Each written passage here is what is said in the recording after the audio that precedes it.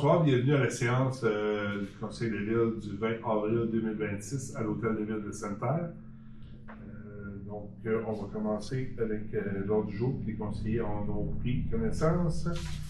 Donc, les présences ont été prises, Mme Mainville? Oui. Merci. L'adoption de l'ordre du jour et des sujets ajoutés, s'il y a eu, ça a été fait. L'approbation du procès verbal de la séance du 7 avril 2026. Est-ce que j'ai un proposeur?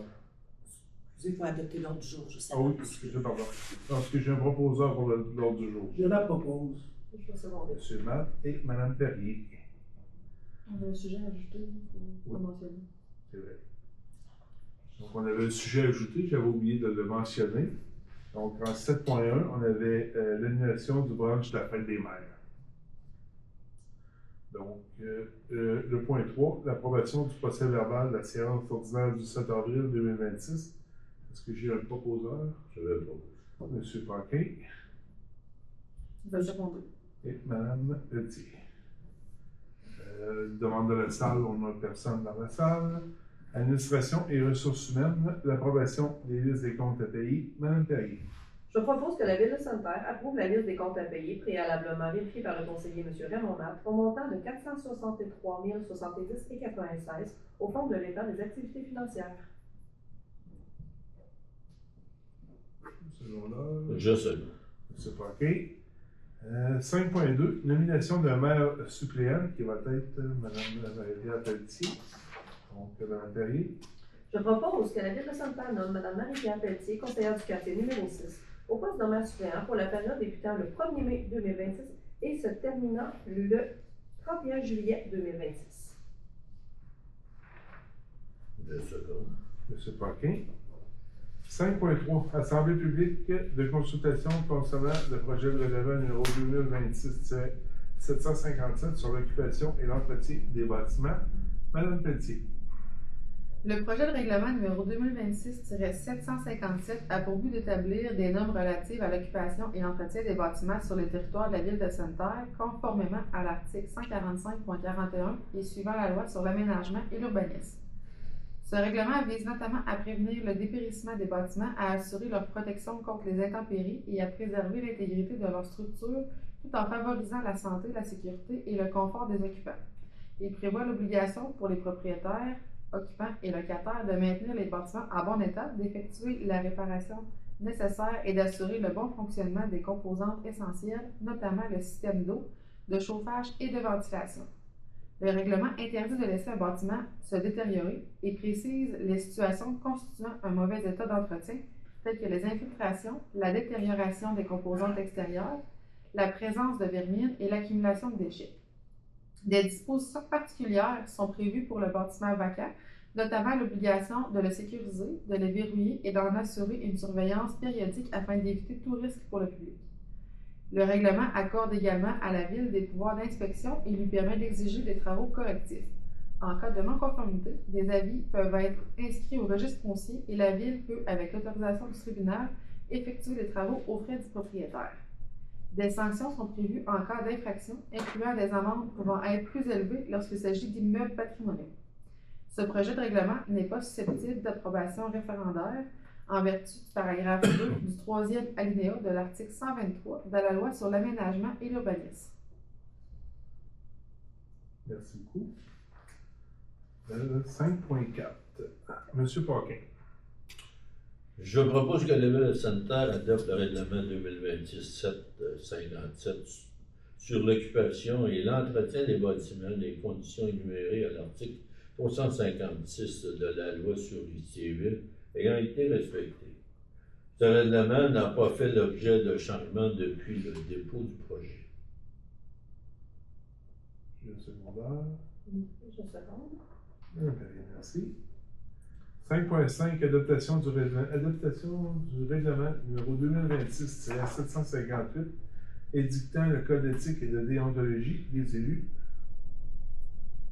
M. Paquin. Je propose que la Ville de Sainte-Terre adopte le règlement 2026-758, édictant le code d'éthique et de déontologie des élus et les conditions énumérées à l'article 356 de la loi sur les cités des villes ayant été respectées. Ce règlement n'a pas fait l'objet de changement depuis le dépôt du projet. Secondaire. Je seconde. Madame Petit. 5.6. Autorisation de lancer un appel d'offres sur invitation, ouvrage de déshydratation des boues, études géotechniques et caractérisation environnementale sommaire des sols. Monsieur Natt.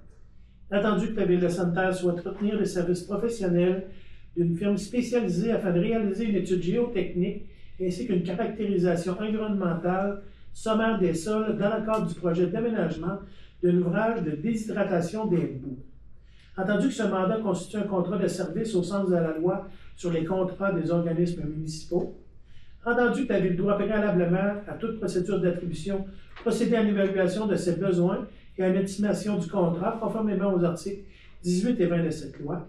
Entendu que le coût estimé du contrat se situe dans la plage permettant une procédure d'attribution sur invitation écrite conformément à l'article 30 de cette loi.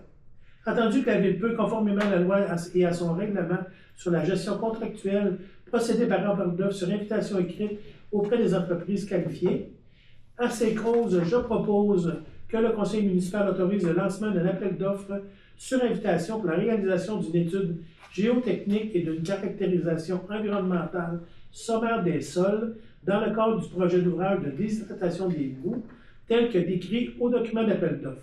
Que la directrice générale soit mandatée pour identifier et inviter au moins 2 firmes spécialisées, conformément aux dispositions applicables sur la loi des contrats des organismes municipaux et du règlement sur la gestion contractuelle de la Ville, que les documents d'appel d'offres soient préparés, transmis et analysés par la greffière, que les soumissions reçues soient déposées au Conseil pour adjudication du contrat.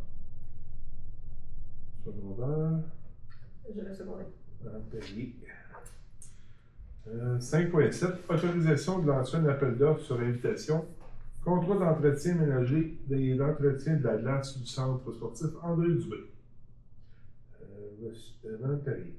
Attendu que la Ville de Sainte-Terre soit octroyé un contrat pour l'entretien ménager général et l'entretien de la glace du centre sportif André Dubé pour la période du 1er septembre 2026 au 30 avril 2027.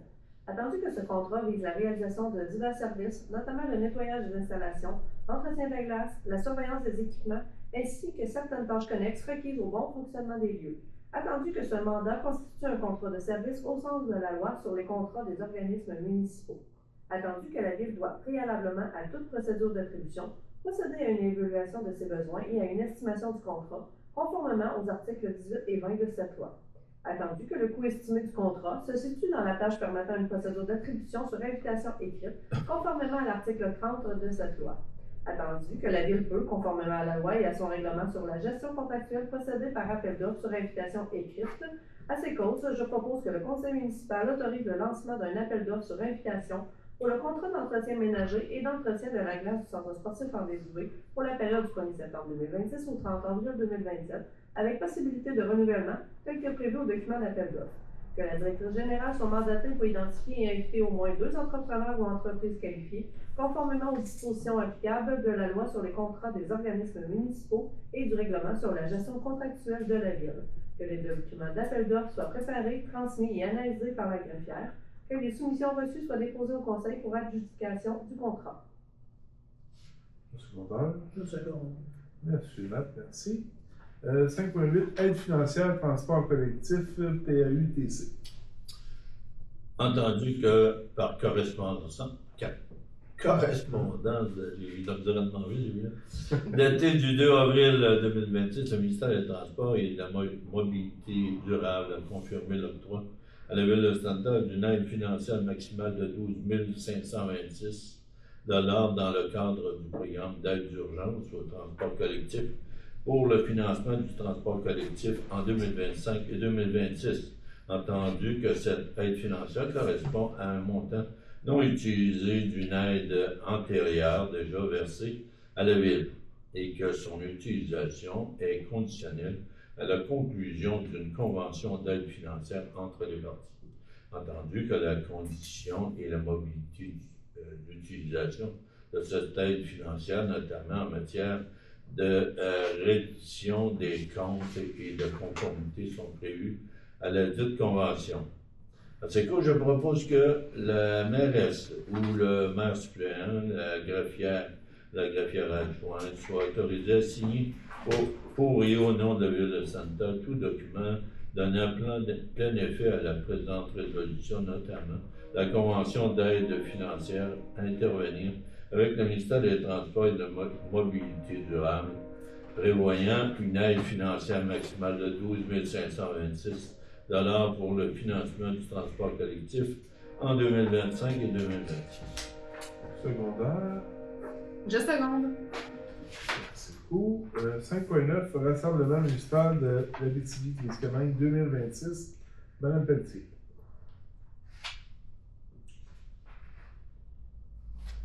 J'arrive. Vous allez trop vite.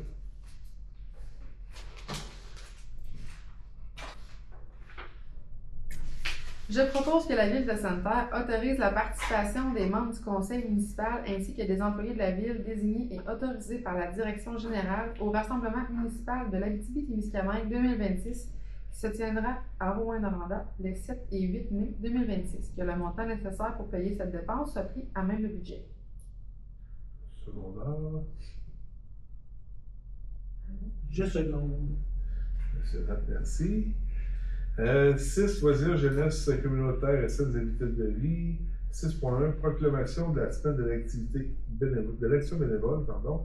Madame Perrier. Attendu que la semaine de l'action bénévole se déroulera du 19 au 25 avril 2026, attendu que cette 52e édition est célébrée sous le thème Mission bénévolat, mettant en lumière l'engagement des bénévoles comme une véritable mission collective au cœur de nos communautés. Attendu que l'action bénévole contribue de façon essentielle au mieux-être de la collectivité en favorisant l'entraide, la solidarité et la participation citoyenne. Attendu que les bénévoles, par leur dévouement et leur générosité, jouent un rôle fondamental dans le développement social, communautaire et culturel de la Ville de Sainte-Terre. Attendu qu'il est important de reconnaître et de souligner la contribution exceptionnelle de toutes les personnes qui s'impliquent bénévolement au sein de notre milieu.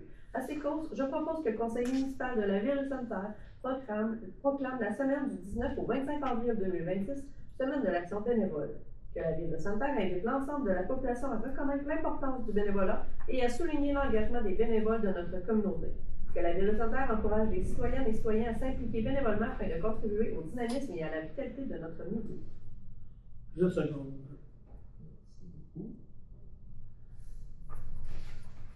Donc, sujet ajouté, 7.1, annulation du brunch de la fête des mères et retour de l'aide financière à l'île aux Dards Inc. Attendu que la Ville de Sainte-Terre a adopté la résolution numéro 2026-72 lors de la séance du 16 mars 2026 afin d'octroyer une aide financière de 147 $ à l'île aux Dards Inc. dans le cadre du brunch de la fête des mères. Attendu que l'île aux Dards a informé la Ville de l'annulation de cet événement, tel qu'indiqué dans une correspondance datée du 10 avril 2026. Attendu que l'organisme a retourné à la Ville le chèque émis relativement à cette aide financière, je propose que le Conseil municipal prenne acte de l'annulation du brunch de la fête des mères organisé par l'île aux Dards Inc., que le Conseil municipal prenne acte de retour du montant de 147 $ correspondant à l'aide financière octroyée à la Ville de Sainte-Terre, que ce montant soit réintégré au budget de fonctionnement de la Ville. Je le propose. Merci, Mme Petit. Secondaire. Je seconde. Monsieur Matt. Donc, il n'y avait pas d'autres sujets ajoutés. On avait personne dans la salle, donc pas de période de questions. J'aimerais continuer le petit rituel que notre mairesse donne avec les activités d'ici notre prochaine séance, donc qu'on peut retrouver sur le calendrier sur le site internet de la Ville. Donc, le jeudi 23 avril, soirée de crib de 18h30 à 20h30 à la Bibliothèque municipale de Sainte-Terre. Samedi 25 avril, il y a soirée dansante de 19h au Club de l'Âge d'Or. Mardi 28 avril, le Radio Bingo, profit de l'île aux Dards. Et mercredi 29 avril, il y a un spécial aventurier du rail, 18h30 à 21h, à la Bibliothèque de Sainte-Terre. Donc, c'est tout pour ce soir. Ça va être la séance. Merci et à la prochaine.